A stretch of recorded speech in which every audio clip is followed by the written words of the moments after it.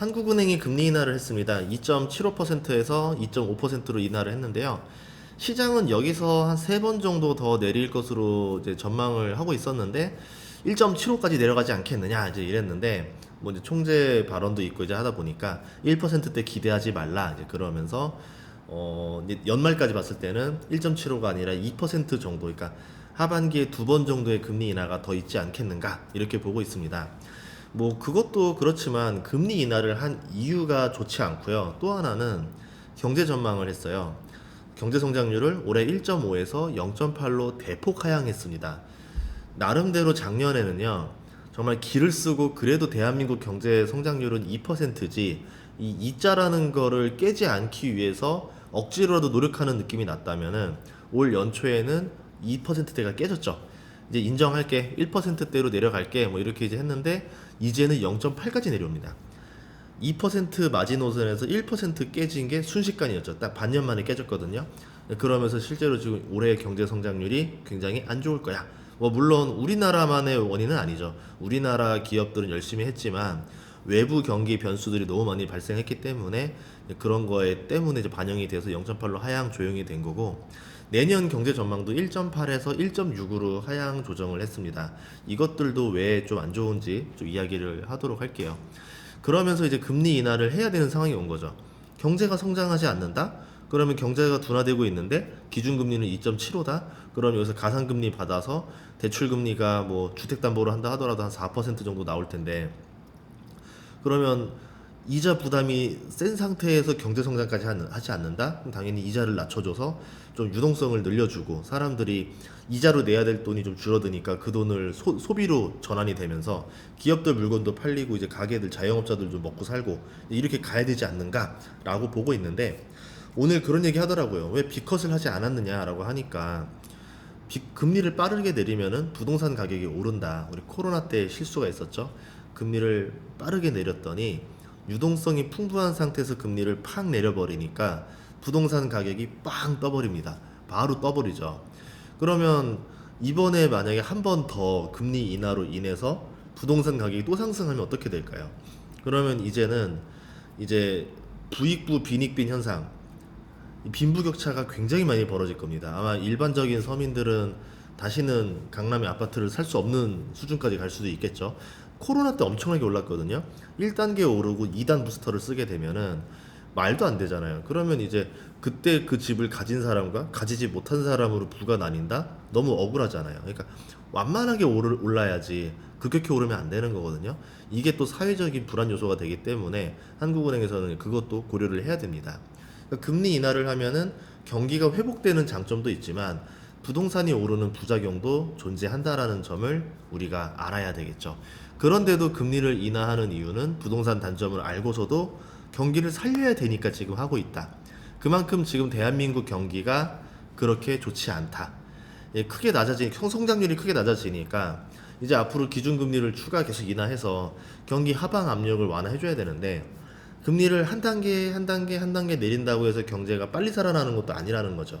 아마 금리를 내렸는데 효과가 왜 이렇게 없지? 한 번 더 내리고 한 번 더 내리고 그러다가 이제 보통 6개월에서 1년 뒤부터 효과를 보거든요. 그럼 이제 내리는 추세니까 아마 내년쯤부터 경기 좀 이제 회복세가 좀 나오지 않겠는가. 실제로 올해가 0.8이고 내년이 1.6이죠. 이렇게 좀 나름 턴 어라운드를 해주지 않겠는가. 이제 그렇게 보고 있습니다. 그런데 여기서 변수가 또 하나 더 있어요. 대선이 있습니다. 다음 주면 이제 결과 나오겠죠.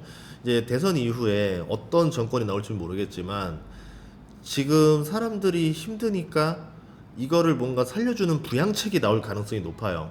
재정 적자를 내서, 대규모 재정 적자를 내서 이제 그 돈으로 국채를 또 찍어내야 되겠죠. 그 돈을 가지고 경기를 살리는 뭔가 정책을 할 겁니다. 이거는 뭐 공식일 것 같아요. 뭐 어디가 된다 하더라도 이제 이 방식은 다르겠죠. 뭐 정권마다 뭐 건설 경기 부양책을 쓰는 곳이 있을 수도 있고 아니면은 그냥 어떤 돈의 지급을 통해서 소비를 활성화하려는 쪽이 있을 수도 있고, 아니면 또 다른 방식의 뭐 인프라를 투자해서 인프라 쪽으로 이제 돈이 들어가게 하는 쪽도 있을 거고 여러 가지가 있겠지만, 결론은 결국은 유동성을 넣는다는 얘기거든요. 유동성을 넣어서 좀 정권 바뀌고 나니까 먹고 살만하네, 좀 장사가 되네, 지표들이 올라오기 시작하네. 그러면 다 이제 그 바뀐 사람이 치적이 되니까 이제 그거를 노리는 전략을 쓰지 않겠나 이렇게 보고 있거든요. 그렇게 되면은 문제가 있습니다. 금리 인하 효과는 서서히 나중에 막 한약처럼 반년 뒤 또는 1년 뒤에 효과가 나오는데 유동성을 뿜어내면은 바로 이게 들어가잖아요. 그러니까 링거처럼 들어가는 건데 그렇게 되면은 하반기쯤에 어떤 일이 벌어질 거냐? 금리 인하 효과보다 유동성이 풍부해진 상태에서 효과가 없네 금리 인하하다가 보니까는 갑자기 유동성이 풍부해진 상태에서 금리까지 인하되니까 우리가 원했던 그 장점보다 단점이 더 많은 상황이 나올 수도 있지 않겠는가 이런 것들이 우려가 되는 거죠. 그렇게 되면 어떤 일이 벌어질 수 있냐면은 하반기에 금리 인하 해야 될 걸 줄여야 돼요. 3번 할 수 있는 거 2번 한다던가 2번 할 거 1번 또는 유동성이 많아지는 거에 따라서 못하겠다 이렇게 되겠죠. 그러면 결국 또 누가 피해를 보느냐? 또 대출 받은 사람들이 또 피해를 봅니다. 왜냐하면 만약 유동성을 넣는 순간 부동산 가격이 올라가니까 어떻게 됩니까? 이거 규제해라, 제어해라, 뭐 해라고 하면서 또 대출을 못 받게 한다던가 아니면 금리를 또 뭐 가상금리를 올린다던가 그런 식으로 가게 되면 실질적으로 이게 국민들한테 이득이 아닌 상황으로 뒤집어질 수도 있지 않을까 이런 좀 고민들이 있어요. 그래서 좀 데이터를 좀 몇 가지를 보여드리도록 할게요. 경제 전망표 이제 나온 것인데요. 여기 보시면은 경제 성장률이 있는데 올해 지금 보면은 다 경제 성장률이 그렇게 좋지 않습니다. 미국이 1.6으로 예상되고 있고 유로 쪽이 0.9, 중국이 4.2. 중국도 원래 5% 깨지는 거 안 된다라고 금기했었는데 지금 깨질 수도 있다라 보고 있거든요. 그리고 일본이 0.9, 우리나라는 0.8이니까 일본이랑 비슷한 상황이라 보는 거고 내년에 보면은 경제 성장률 보면은 미국이 1.9 다 정상적으로 돌아가는 거죠. 미국은 유로는 1.2 그리고 중국은 4.0 일본은 0.4 이 얘기는 뭐냐면요 다 좋지 않다라는 거예요. 일본이 0.9에서 0.4로 떨어지는데 한국이 0.8에서 1.6으로 갑자기 턴 어라운드 한다? 이것도 솔직히 모르겠어요. 이렇게 될지 그냥 좀 긍정적으로 본 건데 막상 열어봤더니 또 아니네요라고 할 수 있으니까 마음의 준비는 해야 된다는 거죠. 그래서 저성장인 국면에서 유동성 풀고 금리 낮추고 하면은 어떤 일이 벌어지느냐 먹고 살긴 어려워 죽겠는데 부동산 가격만 오르고 이제 안 좋은 그러니까 뭐라 해야 될까 가진 자와 안 가진 자로 너무 나뉘어버리는 상황이 오는 게 안 좋죠. 그러니까 재테크하는 입장에서도 솔직히 말하면 돈을 잘 벌면 좋죠. 근데 문제는 이게 너무 심하게 벌어지는 걸 원하는 게 아니에요. 그러니까 모든 사람에게 기회를 균등하게 줄 수 있어야 되고 과정을 줄 수 있어야 되는 거죠. 서서히 올라가야지만 난 내년에 돈이 마련되는 사람은 그 내년에 받는 돈을 가지고 또 내년에 투자해서 먹을 수가 있는 거고 내후년에 버는 사람은 또 그때 투자해서 먹을 수 있는 거고 이제 그렇게 완만하게 가는 상태가 제일 좋습니다. 인플레이션이든 그렇게 가야 되는데 올해 갑자기 투자할 수 있는 여력을 가진 사람만 부자가 되고 내년에 여력이 되는 사람은 못 되고 대부분은 또 장사가 안 되니까 여력이 안 나오고 이렇게 된 상태에서는 과연 좀 좋은 결과는 아니지 않겠는가라고 생각을 해요. 그런 점을 좀 막을 수 있으면 좋겠다 싶고요. 또 하나 보여드릴게요. 이제 한미 기준금리 차이인데 이게 보다시피 조금 이렇게 보여드릴까요? 네. 지금 미국 같은 경우도 금리를 서서히 내릴 것으로 이제 보고 있었는데 오늘 파월 의장이 안 한다 또 이런 얘기를 해요. 그러니까 연준은 정치적인 걸 휘둘리지 않겠다는 얘기는 뭐냐면 그 미국 트럼프는 금리를 내리라고 하는데 미국은 내리지 않고 있어요. 왜냐하면 이제 관세나 이런 문제 때문에 인플레이션이 다시 돋을 수도 있다라 보는 거죠. 그러면 또 우리만 내리는 겁니다.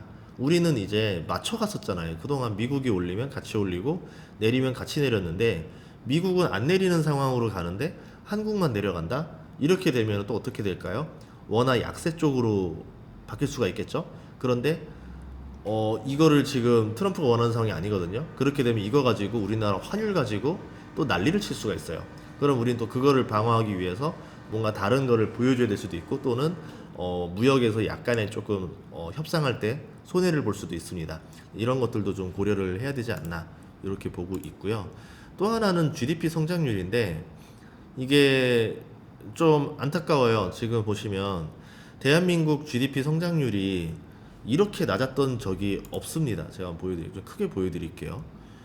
보시면 6.8 이러다가 3.7, 2.4 그래도 3%대를 유지했던 게 2010년대였었습니다. 2018년까지는 그래도 2.9를 유지하다가 2019년에 2.2로 뚝 내려갔다가 이제 코로나로 한번 완전 내려오고 21년에는 4.3이 됐는데 이건 기저효과였었죠. 그럼 그 다음부터는 어떻게 됐느냐? 2%대 정도로 이제 한 단계 레벨 다운이 됐어요. 이게 좋고 나쁘고 사이클이 아니라 점점 대한민국의 경제 성장률이 툭툭툭툭 예, 지금 연착륙을 하고 있다라는 거죠.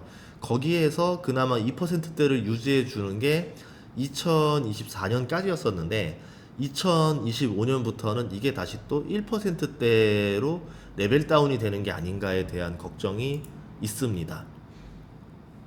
그래서 이 투자를 지금 하는 사람들 있잖아요. 주식 투자자 입장에서는 지금 고민을 좀 잘 해야 되지 않을까 싶은 거예요. 이게 뭐 대한민국 사이클이 있으니까 좋을 거야 뭐 할 거야 하는데 산업별로 한번 섹터들을 잘 보시면 좋을 것 같아요. 만약에 다음 호황기 때 우리도 다시 호황이 오긴 오겠죠. 근데 과거에 뭐 2017년만큼 10년마다 오니까 2007년만큼 그때 그 사이클만큼의 엄청난 포텐이 나올 수 있는 상황이냐? 그렇지가 않습니다. 이 제조업은 10년 사이클을 타거든요. 보통 끝자리가 7, 8일 때가 제일 절정에 많이 달하는데 대한민국 보면은 그때 보면은 2007년만 해도 중국발로 인해서 굉장히 호황이 와서 엄청나게 주가가 많이 올랐었어요. 화학주들이 7배 오른 것도 있었고 15배 오른 것도 있었고 굉장히 좋았던 시절이 있었죠. 그럼 2017년에 그렇게 올랐느냐? 그렇게 오르지 않았습니다. 그리고 2027년 이때쯤에는 또 그렇게 갈 거냐? 그렇지 않죠. 그때보다 상황이 점점 레벨 다운이 되고 있죠. 그러니까 GDP 성장률이 옛날처럼 막 폭발적으로 하는 그렇게 나오는 게 쉽지 않을 수도 있다. 그러면 장기 저성장 구간으로 서서히 내려오는 상태에서 투자 패턴이 조금 바뀌어야 될 수도 있지 않을까. 뭐 주식 투자라고 하면은 아시아를 보는 기업이 아니라 미국이나 유럽으로 글로벌로 수출을 갑자기 급격히 늘어나는 기업들, 이제 경제의 흐름과 상관없이 대표적으로 삼양의 불닭볶음면 같은 경우는 그런 거와 상관없죠. 그냥 글로벌 수요가 이 제품에 대해서 들어왔기 때문에 얘네들이 고속 성장을 했었죠. 뭐 아니면 뭐 뷰티 쪽이라던가 화장품 쪽이라던가 뭐 K 콘텐츠도 그렇게 갈 수도 있겠죠. 아니면 뭐 조선주라던가 뭐 변압기, 전력, 뭐 최근에 나오는 원자력 뭐 이런 것처럼 그 시대 흐름에 딱 필요한 산업 섹터들이 있어요. 이제 얘네들을 투자를 해야 되는 거지. 전반적인 대한민국 평균에 투자하는 거는 조금 리스크가 있지 않을까라고 생각합니다. 물론 뭐 유동성이 빵 들어와서 하다 보면 2001년처럼 보다시피 2001년처럼 유동성으로 인한 고성장이 나올 수도 있어요. 뭐 그렇게 나올 수도 있겠지만 이거는 나중에 또 부작용이 있는 거기 때문에 이런 거를 기대해서는 안 되지 않을까 생각을 합니다. 그래서 오늘 그 하는 총재에서 금리 인하 하면서 여러 가지 이야기를 해주셨는데 그 이야기에 대해서 그냥 저만의 개인적인 의견을 좀 더해보자면은 이런 의견이다라고 말씀드리고 싶어요. 그래서 여러분들 투자 포트폴리오 구성할 때도 조금 참조를 했으면 좋겠습니다. 다음 시간에도 좋은 정보로 찾아뵙겠습니다. 구독과 좋아요, 알림 설정 부탁드릴게요. 고맙습니다.